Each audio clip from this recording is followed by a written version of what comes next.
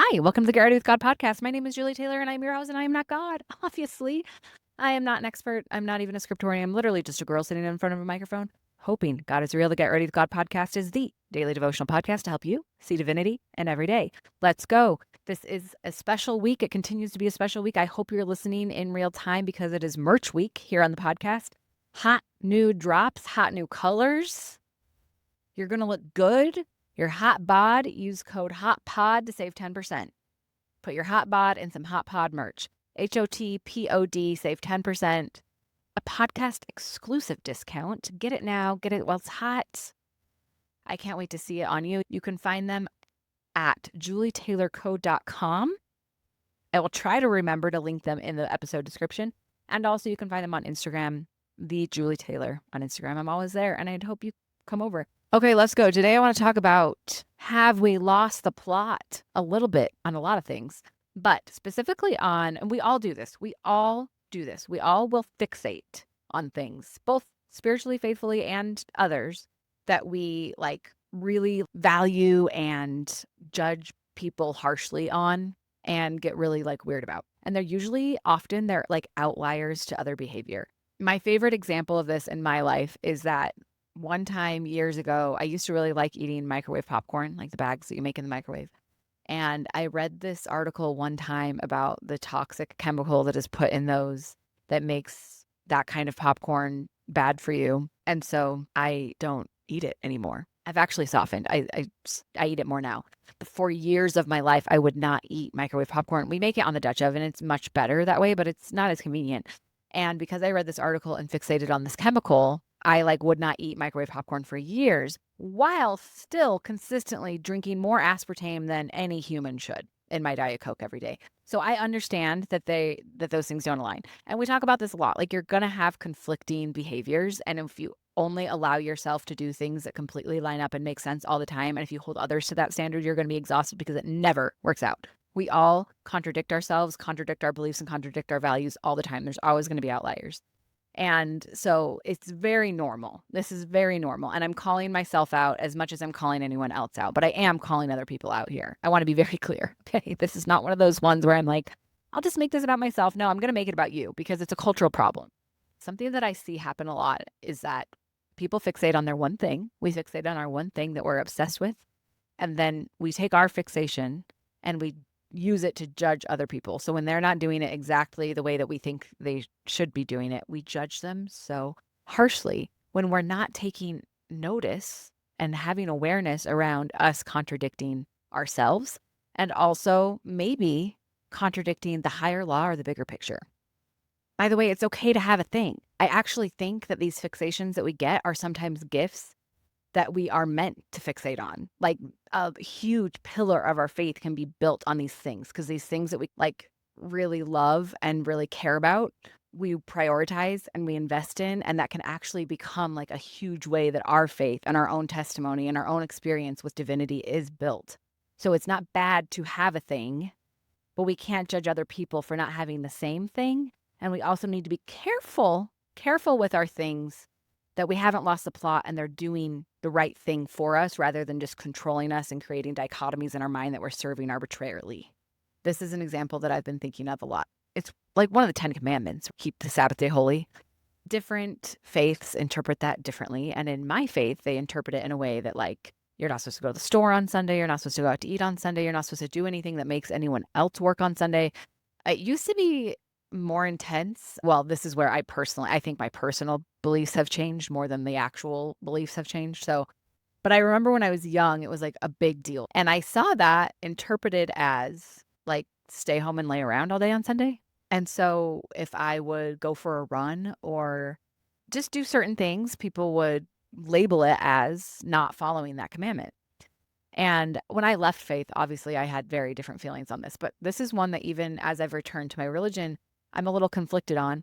And it's something that I'm still, working through because for one, I don't think it's that deep. I don't think it's that deep what you do on Sunday. However, I am a person who is a believer in adhering to limits and commandments and rules because I have actually seen it make a difference in my faith and my life. So that being said, it's not like I'm just like, throw out the rule, do whatever. That's not what I personally believe. I believe there's a reason. And I also think that wherever you're at on your journey is great, you know? But this Sunday thing really started to bother me because I feel like hiking on a Sunday is a very spiritual practice for me.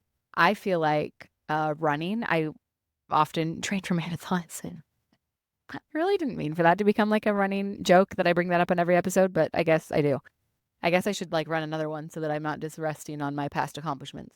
Anyways, the last time I trained for a marathon was last year, and I did a lot of my training runs on Sunday because of life circumstances. I'd get up at like 3:30 in the morning and run on Sunday. And I would get like mixed reactions from people being like, "Oh, I didn't know you could do that on Sunday," or "Oh, I would never do that," or "I'm not allowed to do that." But it just started like this deeper exploration of me of like, rather than if the commandment is to remember the Sabbath day and to keep it holy, what does keeping it holy mean? If you have a personal relationship with God, you can define what that is between you and him. And that is something I believe, and that's not going to be a popular opinion with a lot of people. But I just started to think of like laying around in my house all day, being lazy, my kids on screens, watching football, eating junk. To me, that like follows the technical rules of the religion, but it does nothing to honor God, or it does nothing to make Sunday a holy day. And so I got a little frustrated with the judgment. And maybe this is all just me defending the fact that I still go get a Maverick donut on Sundays, and that's not condoned by my faith. Maybe this is all just me being defensive about that choice that I make because I've tried to go without it and my life felt worse. It felt bad. Okay.